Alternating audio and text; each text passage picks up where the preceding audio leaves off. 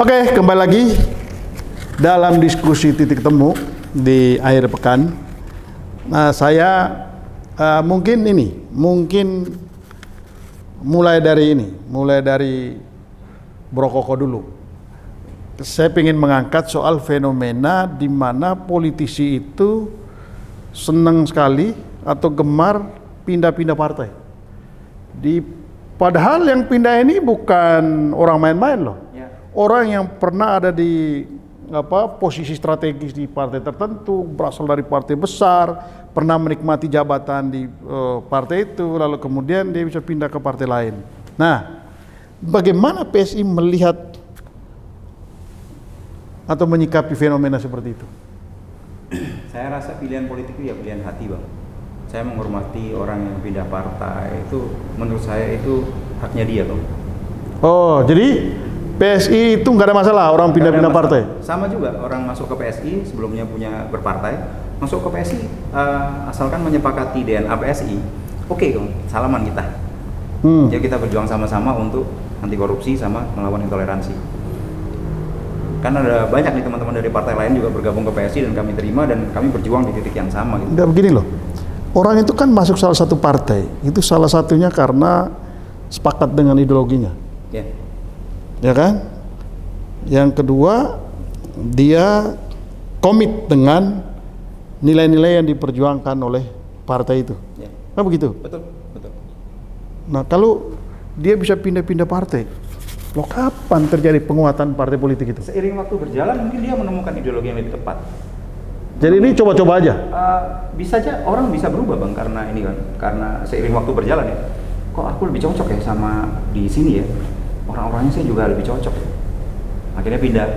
Menurut saya itu fenomena yang biasa ya. Menurut saya. Oh, itu memang itu biasa saja terjadi. Tapi maksud saya, bagaimana PSI melihat hal seperti itu? Karena begini, itu bisa jadi karena orang yang baru masuk itu mengorbankan kader yang sudah berdarah-darah loh di partai itu jangan salah. Jangan hanya melihat dari sisi yang ininya aja, yang menguntungkannya aja. Ada orang baru yang populer misalnya, punya banyak duit, punya segala macam, dia pindah ke partai ini, maka diterima dengan senang hati. Tapi jangan lupa, kader yang sudah berdarah-darah membangun partai segala macam tergeser karena ada orang yang lebih punya power di situ. Saya tidak menemui itu di PSI ya, Bang. Saya tidak menemui itu di PSI. Kita sepakat dengan DNA-nya, kita sepakat dengan arah perjuangannya, ya sama-sama kita bangun. Oh gitu ya. Alhamdulillah kita dijaga ya. Terjagalah harmonisasi di partai itu, kita berjalan dengan harmonis. Oh gitu. Adalah sedikit tutupan tapi minor, bisa diselesaikan dalam waktu singkat. Oh gitu. Kami belajar dengan. Jadi posisi PSI nggak ada masalah dengan orang pindah-pindah partai begitu? Tidak ada masalah, tapi itu orangnya ya. Kalau kami di PSI, kami juga mengikhlaskan kader kami pindah atau keluar, itu ya pilihan mereka. Oke, pilihan tapi kita. Jangan nanya ke saya, Bang, ya, mau pindah partai apa enggak. Karena kalimat saya cuma satu, Bang. PSI atau tidak sama sekali. Saya di PSI sampai selesai, Bang. Nah itu dia, itu kan itu pertanyaan saya. Tapi saya lempar ke Bang Pompida dulu. Siap. Abang ini ada niat juga mau pindah-pindah partai? Enggak lah. Satu hidup cukup satu partai. Oh gitu ya? Wah, sama nih kalian berdua. Iya, kebetulannya sama. Oke. Nah pertanyaannya, kenapa Bung Pompida itu begitu yakin sekali masuk Golkar tetap Golkar sampai mati? Ya. Jadi begini, di dalam konteks berpartai gitu ya, kan tadi Bung Saib juga udah ngomong ya bahwa kita harus yakin dulu dengan gagasan ideologinya dan kemudian apa yang diperjuangkannya terlebih dahulu kan gitu, baru kita yakin. Masa kita nih sebagai seseorang kader partai begitu ya, kemudian kita dengan mudahnya berpindah-pindah hanya dikarenakan kepentingan urusan politiknya. Itu kan berarti bermain politik praktis, bukan urusan untuk mendapat posisi. Iya, mendapat posisinya gitu, bukan di dalam konteks memperjuangkan ideologinya. Itu kan udah keluar daripada konsep idealisme yang saya punya gitu. Jadi buat saya, walaupun saya sekarang ini belum kembali ke Golkar, saya terpaksa keluar ke Golkar karena saya mendapatkan amanah untuk menjadi Dewan Pengawas di BPJS Ketenagakerjaan yang secara undang-undang melarang untuk menjadi anggota partai gitu loh. Jadi saya harus mundur. Dan saya memang belum balik lagi dikarenakan pertimbangan tertentu. Kenapa? Karena kalau saya balik sekarang ini kurang strategis lah gitu. Tapi nanti pada saat mungkin nanti ada kesempatan di tahun 2024 saya akan kembali lagi ke Golkar, itu udah suatu keniscayaan lah, kira-kira seperti itu. Tinggal momennya aja. Nah, tapi kembali kepada basis yang tadi itu, masa kita kalah sih sama orang-orang yang loyal fansnya misalnya klub bola gitu. Itu lebih die hard mereka membela klub bolanya daripada kita membela partai kita. Kan lucu gitu, jarang ada loh klub fans bola itu tiba-tiba nyebrang sana. Gua sekarang dukung MU, nanti gua dukung Liverpool gitu, jarang. Pasti sekali dia udah dukung di situ, dia seumur hidup dia akan di situ, walaupun dia kalah, walaupun dia menang, dia jadi juara atau enggak gitu. Nah, masa sekarang kita maunya ikut yang enak aja gitu loh. Jadi kalau saya lihat ya memang di dalam konteks loose-nya ya tatanan ikut partai itu adalah suatu volunteerism, jadi maksudnya suatu kesukarelaan. Tapi ya sebenarnya masyarakat juga harus melihat gitu loh, orang yang pindah-pindah ini sebenarnya maunya ngapain sih? Apa sih yang diperjuangkan? Jangan-jangan dia cuma pengen dapat jabatan aja, jangan-jangan dia cuma bicara tentang dirinya aja gitu. Saya nggak mengkritisi teman-teman yang caleg aja. Ini juga bukan caleg aja, tapi kepala-kepala daerah juga banyak yang begini juga gitu loh. Ya, bahkan menurut saya ini menjadi suatu yang menjadi rumitnya permainan menata basis demokrasi yang sehat di Indonesia ini gara-gara ini juga gitu loh. Nah, harusnya ada tatanan yang menurut saya tadi kalau di Amerika itu untuk pindah dari dukungan ke Demokrat, misalnya dia loyalis Demokrat gitu, pindah ke Republikan itu susahnya minta ampun gitu loh, susahnya minta ampun. Jadi dia kalau balik ke partai itu memang dia harus berjenjang lagi dari bawah lagi. Kan ini enggak banyak eksklusivitas yang diberikan kepada orang-orang yang tiba-tiba masuk partai karena namanya besar dia harus naik. Harusnya enggak seperti itu. Harusnya memang dibuat tatanan yang lebih tadi berbasis pengkaderan yang secara sejati, dia harus jalurnya seperti itu. Apa bahayanya kalau kader partai itu dia bisa berpindah-pindah gitu? Apa bahayanya? Ya. Atau negatifnya bagi proses demokrasi kita dan proses penguatan partai politik kita? Ya, yang pertama adalah di dalam konteks itu sebenarnya merendahkan basis keberadaan partai politik itu sendiri, itu merendahkan gitu. Jadi seolah-olah partai politik bukan alat perjuangan, tapi kendaraan saja, jadi tiket saja gitu. Tiket untuk meraih kekuasaan. Iya, kan kita nih harus, kalau kita mau niat berpolitik itu apa kan kita harus niat berjuangnya dong. Niat, jadi kan kalau dalam kita nih saya sebagai orang Islam ini kan apa-apa dari niatnya dulu gitu. Kalau niatnya ya udah tujuannya ini jadiin tiket ya udah seperti itu. Pasti dia nggak akan loyal, pasti tidak.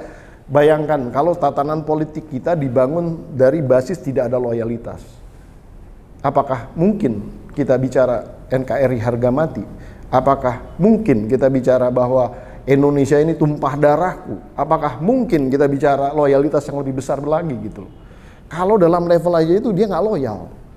Itu poinnya maksud saya gitu. Iya, dan kita menitipkan kepercayaan bangsa ini orang-orang ini kepada orang yang jadi ini harusnya dibuka nih, siapa yang sering jadi loncat dan lain-lain ini kalau perlu direkomendasikan untuk jadi dipilih. Begitu ya? Oh iya, kalau menurut saya. Ini sangat ideologis ini. Oh, saya dari dulu idealis banget, Bos. Jadi kita nggak ada masalah. Walaupun teman-teman saya banyak yang kena nih kalau yang kayak gitu ya, seperti ini ya. Begitu ya? Oke. Nah, ini Bang Andres, ini Bang Pompidem menjelaskan dengan sangat ideologis. Artinya kan kita masuk partai itu nggak ada yang maksa, ya kan? Dan pilihan untuk masuk partai itu kan pilihan yang sangat sadar dengan pertimbangan. Betul.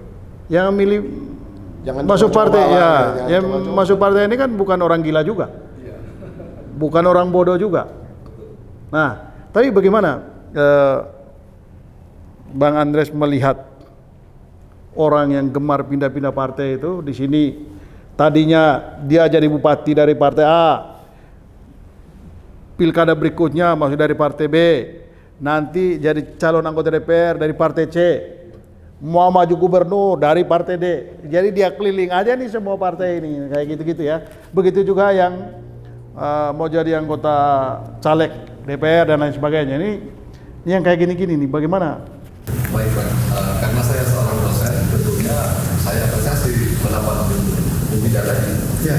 Karena seorang politisi menurut saya adalah harus menjadi seorang negarawan. Ya. Adik-adik yang baru ingin menjadi seorang politisi itu harus ditanamkan jiwa negarawan itu. Kalau kita sudah memutuskan kehidupan kita untuk berpolitik, maka kita harus siap untuk menjadi pemimpin negara. Ya, pemimpin negara itu memang dalam tataran idealisme, ya, aliran idealis itu memang harus punya sikap yang tegas. Ya. Ketika kita menjadi caleg kemudian terpilih, ya kita harus siap menjalankan cita-cita partai tersebut. Ya. Kemudian kita maju lagi untuk pertahanan misalnya, kemudian kita kalah. Saya pikir kita siap juga untuk menjadi seorang oposisi. Ya. Nah, kesiapan mental itulah secara psikologi politik itu harus dimiliki oleh caleg kita, khususnya ada yang baru mengambil keputusan untuk menjadi seorang politician. Ya. Kalau tidak ya akan pragmatis, ya. Dan kemudian mereka tidak akan menjadi pemimpin bangsa yang besar, tidak akan melahirkan calon-calon negarawan yang mencintai republik ini, ya, begitu. Karena apa? Karena mereka hanya hadir untuk kepentingan pribadi, untuk kepentingan sendiri, gitu kan. Nah, sementara dalam konsepsi ilmu politik maka seorang politisi itu harus berpikir untuk tujuan negara, ya, tercapainya pembangunan, tercapainya kebijakan publik, ya, kemudian juga harus membesarkan partai itu, ya, karena partai ini menurut saya fungsinya sangat kaya, ya, tidak hanya sebagai penerima aspirasi masyarakat, tapi juga bisa melakukan agregasi kepentingan, kemudian memperjuangkan kelompok tertentu, memperjuangkan kepentingan publik, ya, dan teman-teman yang barangkali punya sebuah kondisi yang perlu diperjuangkan, begitu kan. Nah ini di tengah katakanlah kehidupan kita yang saat ini sosial klimato, teknologi yang sangat tinggi, kemudian kehidupan yang belum normal dari sisi pertumbuhan ekonomi, saya pikir teman-teman yang baru ingin menjadi politician, ya, khususnya itu memang harus memiliki sikap-sikap nilai negarawan dan butuh-butuh, ya. Ya, gini, Bang Andreas, dulu ketika awal-awal reformasi itu seorang politisi pindah dari satu partai itu mendapat cercaan dari banyak orang, bahkan lembaga-lembaga penelitian itu dulu mengumumkan nama-nama politisi kutu loncat istilahnya, dan itu dianggap sebagai sesuatu yang tidak pantas, tidak layak.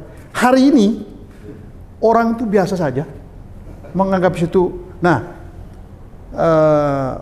pertama, apa bahayanya kalau hal seperti ini dianggap biasa orang loncat? Lalu kemudian yang kedua, bagaimana caranya supaya hal seperti ini itu tidak dianggap biasa gitu,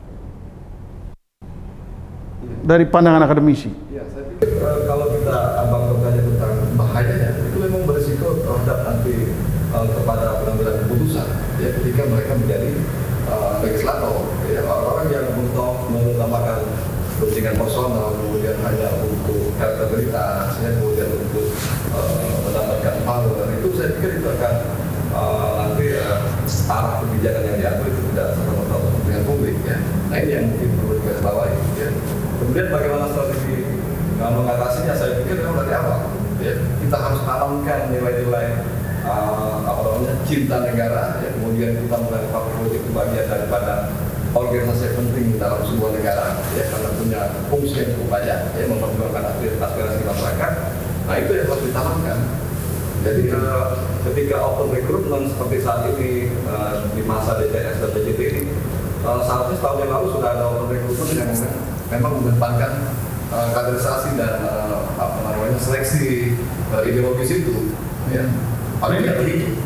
Ini kan orang-orang yang pindah-pindah partai ini kan alasannya kan nggak ada larangan dalam undang-undang, Betul. ya kan? Kalau nggak ada larangan dalam undang-undang boleh dong, kan begitu? Kenapa nggak boleh? Nah, maksud saya kalau kita bicara soal bagaimana membangun demokrasi, bagaimana membangun karakter bangsa ini, bagaimana membangun politisi-politisi yang tugasnya melahirkan kebijakan untuk bangsa ini, menentukan arah perjalanan bangsa ini. Nah, apa yang mesti dibangun? Gitu. Satu dari partai politiknya, yang kedua dari orang-orangnya kalau model kayak begitu. Mungkin Bang Pompida. Ya itu. Apakah kita harus bikin undang-undang untuk melarang orang pindah-pindah partai? Oh enggak mungkin. Atau apa yang mesti dilakukan? Menurut saya ya ini kembali ke dalam basis pendidikan politik secara menyeluruh ya, tidak hanya dalam konteks calon-calonnya saya, tapi juga kepada masyarakat. Karena sebetulnya judgement terakhir atau keputusan terakhir dalam menilai satu basis kandidasi itu adalah masyarakat gitu. Kalau misalnya masyarakat masih membuka peluang itu ya orang nggak akan jadi persoalan gitu kan. Tapi kalau masyarakat kemudian melihat, oh ini ada orang-orang yang berintegritas gitu kan. Integritas dalam konteks loyalitas dulu lah.